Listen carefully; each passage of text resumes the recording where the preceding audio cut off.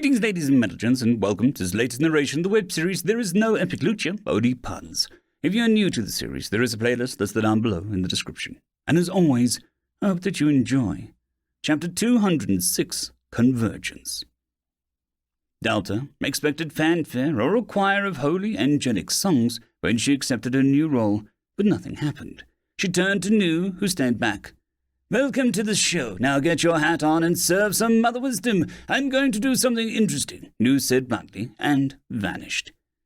Maybe it's my imagination, but I'm sure you're looking just the side of delicious now. Wime offered, and Delta remembered gods ate each other with tartar sauce and glee, so she covered her torso with her arms and gave the tree a suspicious look. Delta thanked them for their counsel and the law lesson on gods before she stepped away to play with the new menu tab. It was a small tab labeled Godly Duties. There were only two things in the drop-down section that appeared. Follower count 64. Actions Delta blessed cost 1 faith man. Points merged. Mana conquered faith. Total available mana 4,000 round to the nearest 100. Actions Delta bless 2 mana. Delta bless. That sounded fun. Delta looked around and spotted a small squirrel critter minding its own business. Rolling her avatar sleeves, she wriggled some fingers and pointed at the critter. Be blessed, she called, and instead of magic beam of faith and compassion, it was more like a heat wave, and the squirrel stiffened. Nothing happened, and Delta frowned as it ran off, like it confused at the woman screaming at it to be blessed. Maybe there's a trick to this thing, she mused, and walked to the other way, trying to the thing on some birds and insects as she went, with the same result. The squirrel ran through the bushes before it stopped and looked to the sky, its form rippling as it stretched. Nearby, Lyra watched as it expanded and began to snarl. She smiled. This god thing was bogus. Delta had blessed 10 birds, 3 squirrels, 2 foxes, and even some fish. Weirdly, she was getting more followers, slowly but surely. The second weird thing was the blessing was getting a skill description of sorts. Delta bless, to be more. Vega's not helping me give magic, and I don't want to use this on Giant just yet, she muttered and sat near Bob's basin. With some thought, she decided that she was being too narrow-minded. She could bless more than just critters. Blam! Tree blessed. Blam! Rock blessed. Lots of grass blessed. Whoopah! Water blessed. Delta used her guns-like fingers, firing the blessings out like a rapid machine gun pistol. Something happened, she cried, and flopped to the ground. Godhood ranked up, gained the skill Delta Adopt. New skill. She sat up, and Delta saw her follower count had surpassed 75 now. I adopt you, she said to a rock she picked up. Error. Rocks cannot consent to adoption. Delta pursed her lips, then used some mana to draw eyes on it and a smile. I would love to be adopted. Golly gee, she said out of the side of her mouth roughly. Error. Rock is not sentient. Delta could fix that. She lashed on some mana, shaped it, and even gave it a little power to glow. Glow rock created, made from perfect pebble. A druid weeps, glows. So if it glowed, then light traveled fast, like thoughts. So if Delta just made the light into ideas, then the rock might think. The screen nearby turned green. My game slowed down. Why are you trying to give a rock the curse of life? Prim asked bluntly. I adopt you, Delta pointed at Prim. Prim is a part of you. You cannot adopt your liver. Please don't try. I've been trying to get goddesshood to work, but it won't. I've blessed a ton of things and nothing changed, Delta explained. You're a god now? Prim asked in horror. And I really want Giant to have magic and a good time. All he wants is to have magic, and it turns out magic is god sushi, handed out on a global scale, so I became a god to do my job myself, Delta said, waving her hands. Magic is dead god sushi, Prim echoed in disbelief. And I suck at being a god. Is it my tone? Am I not judgy enough? I just don't think this rock has done anything worth being judged for, and I would forgive it anyway, because it's my rock, Delta finished, taking a deep breath. This must be like your art skill, they're, raw, Prim tried to say slowly, but Delta remembered the islands, and her face fell. What were you trying to bless? Prim asked, and Delta gestured to everything without shame. No, I mean, what aspect were you blessing? The tree, for example, the bark, the sap, the roots? Prim clarified, and Delta stared at her. I was supposed to be specific? She asked, confused.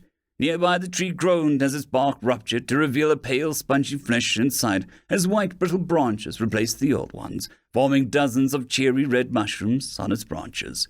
The trunk, where it was the thickest, opened to reveal a bloodshot sideways eye that looked around without any sort of intelligence about it. Oh, that is cursed, Delta said faintly. No, it's blessed, actually, Prim said as she brought up the menu. Greatly, Delta blessed tree, the eyes see. A blessed tree that blooms in the death and destruction. It defends the land from attackers and screams to indicate the passing of time. Every hour, it screams on the dot. I don't think I've improved the quality of life for this tree at all, Delta said slowly, as she tried to pet it, and it began to vibrate and secrete an ascetic sweat. This is less blessed by thy name, and more you stepped into a ring of mushrooms sort of blessing. The terms are loose in what they actually do. The only thing separating a curse and a blessing is the blessing has to not totally be malicious, Prum pointed out. I would rather wake up feeling great every morning, blessing. Can we set it to that? Delta asked as the rock nearby grew segmented legs and a dozen eyes as it walked away, covered in giant mushroom cap. Suffocating rock. The legs move. A rock that looks for people to sit on, not to harm them, but because it enjoys comfy things. Some of the birds she blessed began to molt and soon became wispy white things that floated through the air on mycelium threads, looking like beautiful but disturbing spirits with an eye on each wing. Threaders, the wings carry. Peaceful birds that sing by inserting their wings threads into your ear. Take some practice to get used to the right length. Prim, why the eyes? Delta asked as she moved around the tree slowly. I have no clue. Perhaps your blessings allow them to see the beauty of the world the way that you do, she said, then paused. Not that beauty is something that is measured, she added quickly. I've committed a cardinal sin. I made RPG weak points, Delta mumbled as she stepped into a patch of grass. She sat down to see a dozen blinking eyes and stalks of grass acting like eyelashes. The things blinked and brushed her leg with a gentle squeezing manner. Grasping straws, the fingers feel. Massaging grass that finds all lumps and knots. If left to do their thing, some say even your bones will become soft and relaxed at the end of the day. This is fine, Delta told Prim, who didn't look convinced but did look pleased. Wonderful inspiration for my next mod, she said conversationally, as a fox wandered past, pure white, that looked normal otherwise. My heart says to have hope. My experience as a cord tells me to wait for it, Delta said aloud. The thing sat licking its paw as its tail separated into a dozen tendrils that felt around for scraps or friends, teasing a normal fox to come play as it opened an eye on the back of its head. With some tease, it made 3 smaller tails that whipped around in a playful manner. Foxglove, the fox plays. A harmless critter who can lead people on a merry chase. Its tendrils can tickle your brain. Birds, trees, foxes, rocks, fish. Delta ran to the river, where beautiful white koi fish danced about at the bottom of the river. She watched as the beautiful things burst into a dozen white-looking worm threads and reformed downstream playfully. Alucarps, the fish, dance. Playful fish that can turn into bait on a whim and survive being eaten and then passed, only to reform later with its waiting horde. They wish to experience the most divine stomachs. The river is only mildly affected by the blessing, makes people athletes' foot less severe if they wade through it. Don't ask why. You don't want to know, Prum said far too calmly as she finished her own check. Athlete's foot exists here? Delta asked, more surprised than upset. Yes, it forces people to run until their feet bleed. A terrible disease. Prum said sadly. Delta relaxed a little, finding most of these life forms were acceptable, if a little creepy. She also learned by default her blessing was more with eyes and a dash of mushroom. Not exactly a selling point to anyone who wasn't a pygmy, to be honest. The important thing she knew was that she had to aim her blessing when using it. Delta just needed to be more specific. Looking around, she spotted Lyra emerging with something in her arms. Oh, my God, Delta said. Technically, we can use your name in vain, Prim reminded, staring as Lyra held up a foaming, raging Wolverine-like creature, with sharp teeth and 2 mushrooms where its ears should have been. Damn, Delta amended, as she saw the creature being put down and immediately trying to pick up a fight with a tree. Sabarrel, a teeth desire. A temperamental creature who finds most things offensive. Squirrels naturally convert under Nu's blessing by default, due to their shared habit of wanting to hoard and attack invaders. All Sbarrels obey Lyre out of instinctual fear. It snarled, and at the back of its maw was a third glaring eyeball. "What's Nu's blessing?" Delta mused to herself as she searched the menus. New blessing. "Get off my lawn! No solicitors! Do not make me come out there!"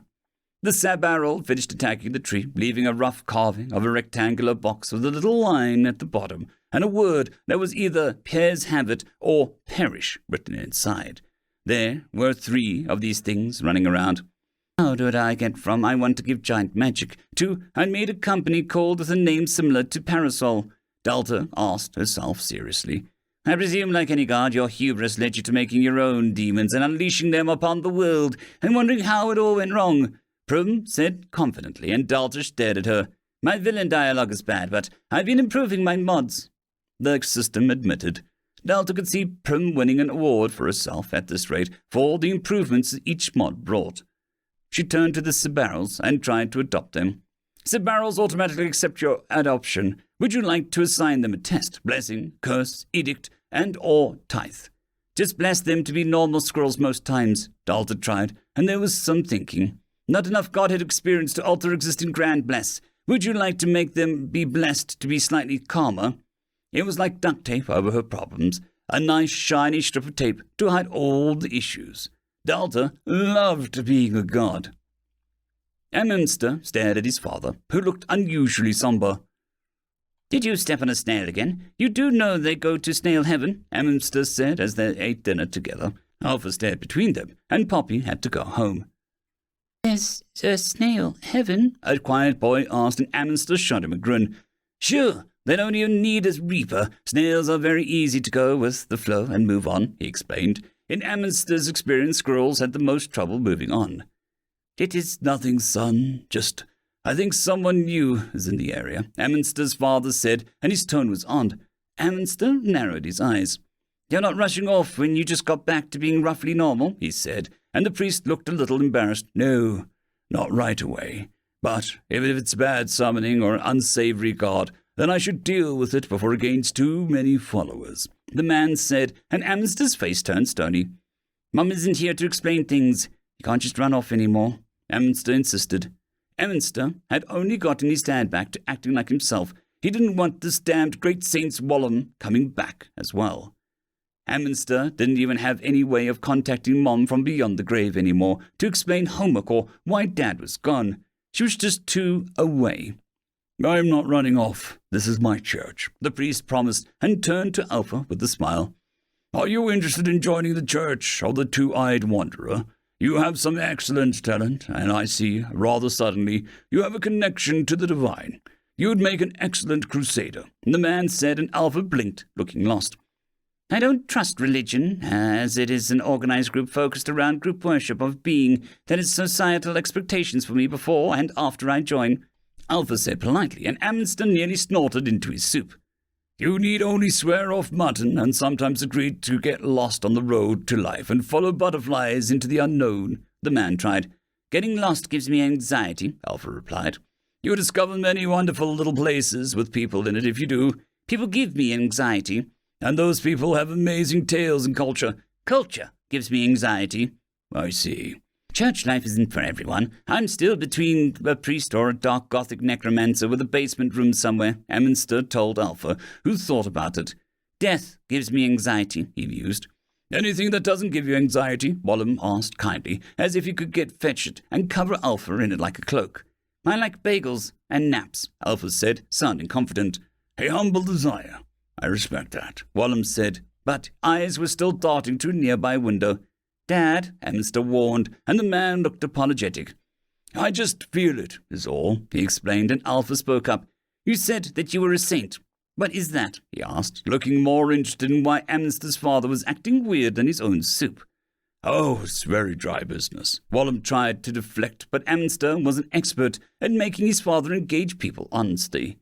"A saint is someone who has over a conceptual 10% of their god or god's power. So Dad has a lot of actual divine power in him, but it comes with some issues like being sensitive to other such beings and new religions. Churches are territorial," Amminster said brightly.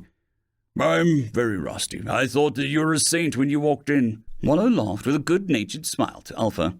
Did your god like you that much? Alpha blinked at Wallum, surprised at the information, as if he expected all gods to be capricious, selfish jerks, like Amundsen did. Oh, no, I couldn't get it to pay attention to me at all. When I summoned it, it didn't even want to stick around, let alone be my god, Wallum admitted, as he grabbed his glass of water. The glass was pale green, as it sparkled with an orange light of dawn. But I followed it as it looked around, always looking around. I told it I wanted to be a hero, and I wasn't giving up any time soon, so it kicked me off the mountain, and I lost it for a week. Wallum laughed again. I found it in a bookstore, eating books like a meal, he said, and when it saw me again, it gave me a tiny bit of power. I could make coin flips truly unpredictable, even if they were fixed, he snorted. Then I just did good deeds, and sometimes it would cross my path, and I get a bit stronger. It seems to feel sorry for me, but I didn't mind. I was up against this evil necromancer who had me bound to a table with bones and talking about ruling the land with her iron fist. I managed to knock her off balance when she dropped some melted candle wax on me, and I screamed like a girl. So Amundsen's mother let me go, unable to take me seriously. Wallum went on, and Amundsen groaned as he told the story, but inside, he loved it. His dad was just being a goofy dad. I wore her down, and after winning the hand of the dark of my life, it was no trouble convincing a god to make me a saint. Wallum grinned, and Alpha was smiling a little too. What's it like being a saint? Alpha asked. Long hours with no thanks, Amundsen answered to his father's chagrin. Nothing really major unless I'm called down to end abomination dungeons. Made myself a name for that once or twice, the man admitted. Do abomination dungeons upset gods? Alpha asked, carefully. Of course. Dungeons who break out of their confines and reach a god and consume them can create abyssal beings, fallen angels and choirs with eyes of evil and unnatural dispositions. Gods value their self, their total sense. Other gods don't take that, but dungeons do. Wallum said firmly.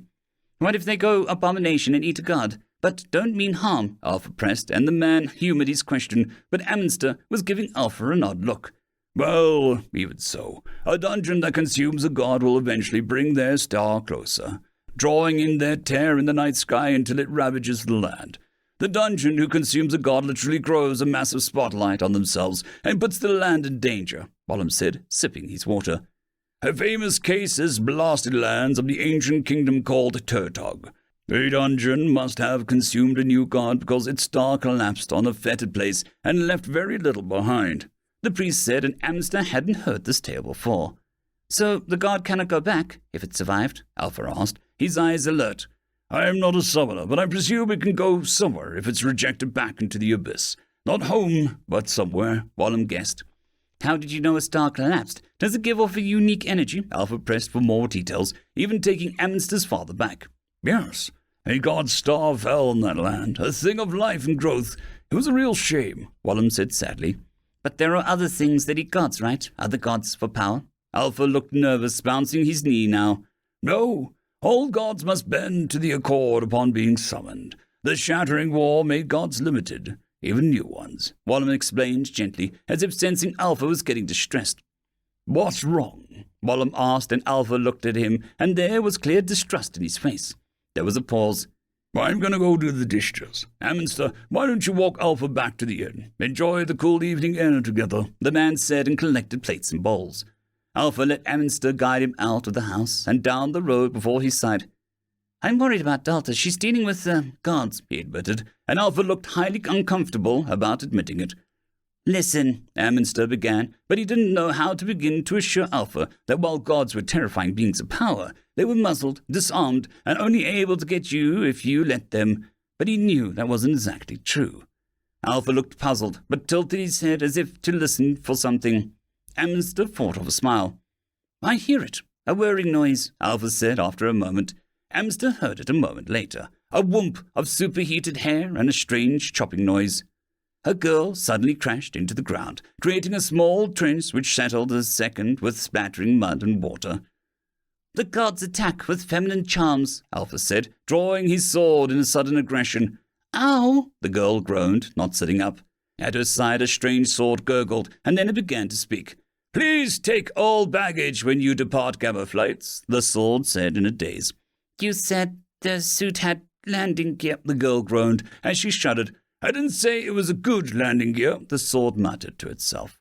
Alpha walked over and nudged the girl over, the sword still in her hand. Oh, it's a boy, the girl muttered with enough mud on her face that it was impossible to make her features out.